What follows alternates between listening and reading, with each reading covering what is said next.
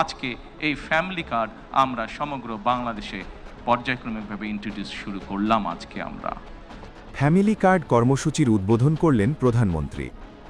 নির্বাচনী প্রতিশ্রুতি অনুযায়ী ফ্যামিলি কার্ড বিতরণ কর্মসূচির উদ্বোধন করেছেন প্রধানমন্ত্রী তারেক রহমান। মঙ্গলবার সকালে রাজধানীর বনানী টিএনটি খেলার মাঠে কড়াইল বস্তি সংলগ্ন এই কর্মসূচির আনুষ্ঠানিক উদ্বোধন করেন তিনি।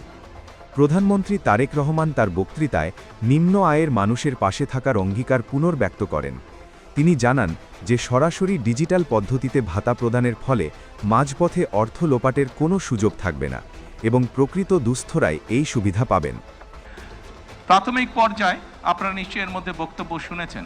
প্রাথমিক পর্যায়ে আমরা যেহেতু সরকারের কিছু নিয়ম নীতি আছে, আমাদেরকে সেই সকল নিয়ম নীতির মধ্যে দিয়ে আমাদেরকে একটি কাজ শুরু করতে হবে এবং সেই নিয়ম নীতির অংশ হিসাবেই প্রথমে পাইলট প্রজেক্ট করতে হবে। সমগ্র বাংলাদেশে 14টি জায়গায় বা 14টি উপজেলায় এই কাজ শুরু হয়েছে।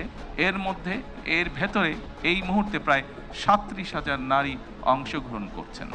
আমাদের এই কড়াইল এলাকা, ভাসান্ত এলাকা এবং সাততলা, এই 3টি এলাকায় প্রায় 15,000 নারীকে এই কার্ডের সুবিধার আওতায় আজকে নিয়ে আসা হয়েছে।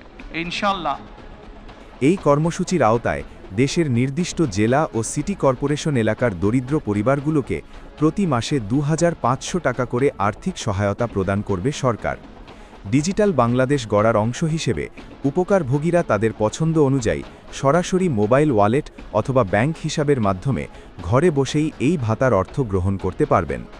প্রধানমন্ত্রী ফ্যামিলি কার্ড উদ্বোধনের সঙ্গে সঙ্গে তালিকায় থাকা 37,567 জন নারীর ব্যাংক হিসাব বা মোবাইল ফিনান্সিয়াল সার্ভিসে নির্ধারিত টাকা জমা হয়েছে।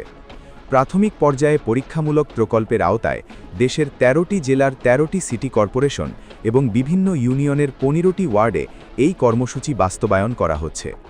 এই প্রকল্পটি সুষ্ঠুভাবে পরিচালনার লক্ষ্যে ইতোমধ্যে জেলা, উপজেলা এবং ওয়ার্ড পর্যায়ে সরকারি প্রতিনিধিদের সমন্বয়ে বিশেষ কমিটি গঠন করা হয়েছে। সরকারের তথ্যমতে প্রাথমিকভাবে হতদরিদ্র ও নিম্ন মধ্যবিত্ত শ্রেণীর 51,805টি পরিবারের তথ্য সংগ্রহ করা হয়েছিল। মাঠ পর্যায়ে নিবিড় যাচাই বাছাই শেষে 47,777টি পরিবারের তথ্য সঠিক বলে প্রমাণিত হয়েছে, যা এই কর্মসূচির স্বচ্ছতা নিশ্চিত করতে সহায়ক ভূমিকা পালন করেছে। প্রিয় দর্শক, বিষয়টি নিয়ে আপনার মূল্যবান মন্তব্যটি কমেন্ট করতে ভুলবেন না। পরবর্তী আপডেট পেতে চ্যানেলটি সাবস্ক্রাইব করে আমাদের সাথেই থাকুন। ধন্যবাদ। এসকে টিভি বাংলা, সাথেই থাকুন।